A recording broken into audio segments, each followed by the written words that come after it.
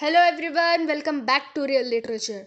So in this video I'll discuss The Scarlet Letter, a novel which was written by Nathaniel Hawthorne.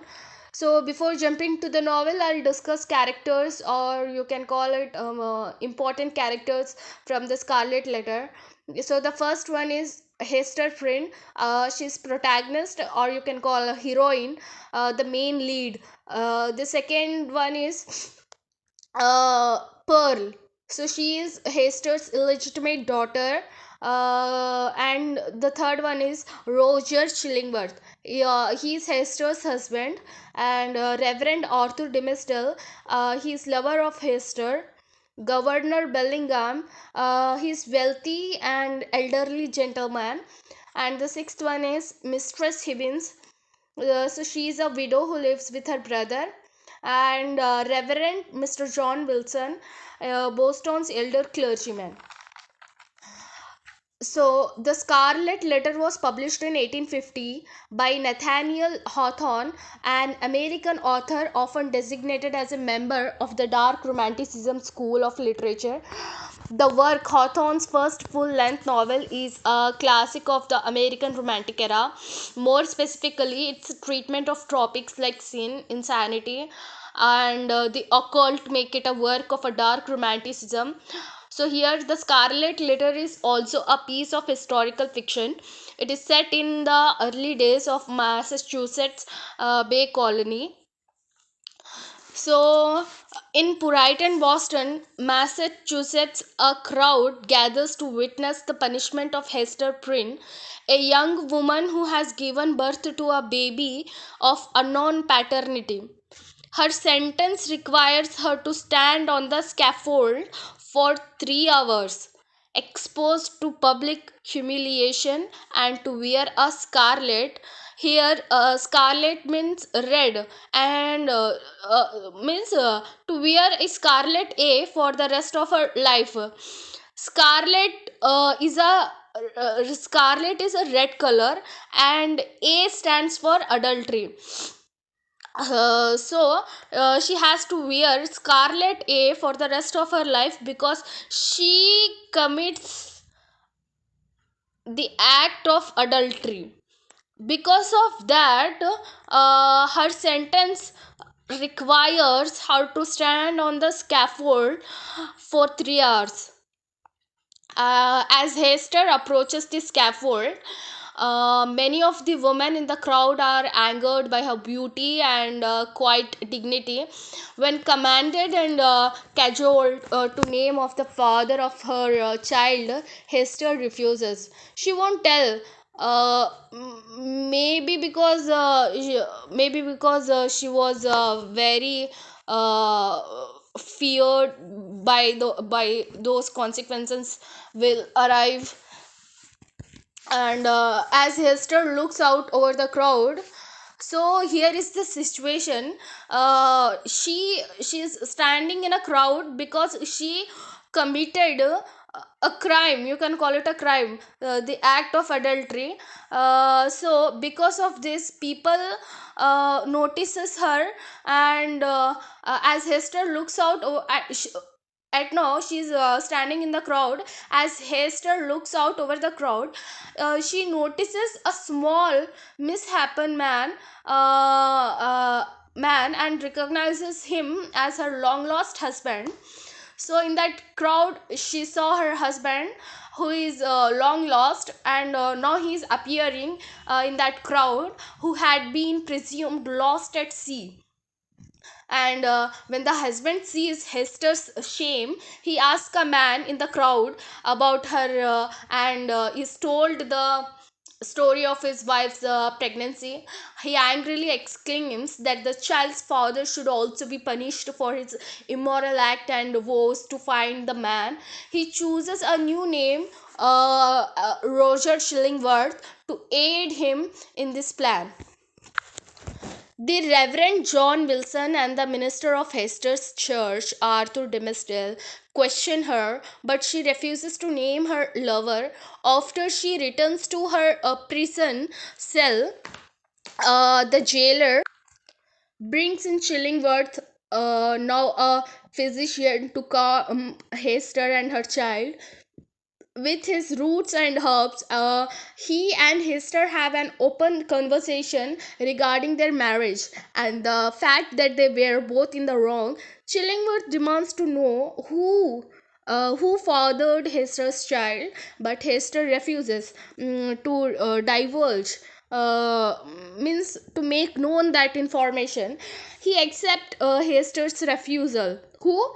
The Roger Chillingworth, stating that he will find out the man's identity anyway. Chillingworth threatens to destroy the father of Hester's child if Hester ever reveals the fact that Chillingworth is her husband. Hester agrees to Chillingworth's term, although she suspects she will regret it.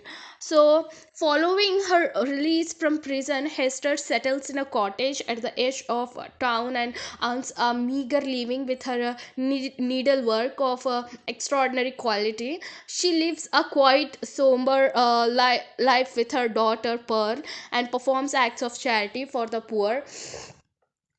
Sorry. She is troubled by her daughter's unusual fascination with the Scarlet A. So, she sees her mother wearing that Scarlet Letter A, so that attracts her. Who? The. Sorry, Pearl. Pearl is the daughter of. Hester. So she always look at that chain her mother is wearing, and she always fascinated by that Scarlet A. The shunning, which means persistently avoid or ignore, of Hester also extends to Pearl, who has no playmates or friends except her mother. Because no one wants to be friends with her. As she grows older, Pearl becomes capricious, means changing behavior or suddenly in a way that is difficult to predict, and unruly. Her conduct starts rumors, and the church members suggest Pearl be taken away from Hester. So here, Hester, hearing rumors that she may lose Pearl, goes to speak the Governor Bellingham and Minister Wilson and Demistel. Hester appeals to Demistel in desperation, and the minister persuades the governor to let Pearl remain in Hester's care. So here, because Dimistill's health has begun to fail, the townspeople are happy to have Chillingworth in close contact with Dimistill. Chillingworth begins to suspect that the minister's illness is the result of unconfessed guilt.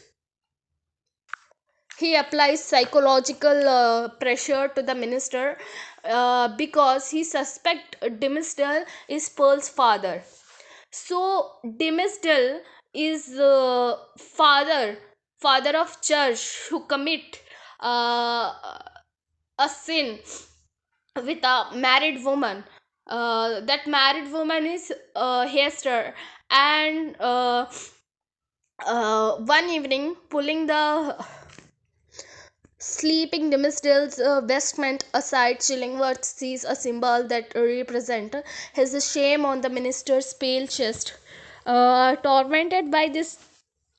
Tormented by his guilty conscience, Demistel goes to the square where Hester was punished years earlier, climbing the scaffold in the dead of night. He admits his guilt but cannot find the courage to do so publicly in the light of day. Hester, shocked by Demistel's deterioration, decides to obtain a release from her vow of silence to her husband.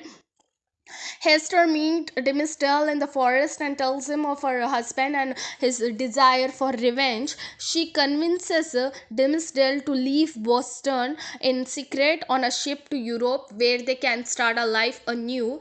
On election day, Dimmesdale gives one of his most inspired sermons as the procession leaves the church. However, Dimmesdale climbs upon the scaffold, confesses his sin, and dies in Hester's arms. Later, most witnesses swear that they saw a stigma, which means a kalank. They saw a stigma in the form of a scarlet A upon his chest. Although some deny this statement, Chillingworth loses his vengeance and dies as well, leaving Pearl a substantial inheritance. After several years, Hester returns to her cottage and reassumes wearing the Scarlet Letter. When she dies, she is buried near the grave of Dimmesdale, and they share a simple slate tombstone engraved with an it was written like described as on a field sable the letter A gules, which means on a black background the letter A in red. So here the Scarlet Letter novel ends. I hope you all understood. And if you have any queries or observations or doubts, please ask me in the comment section below. Thank you.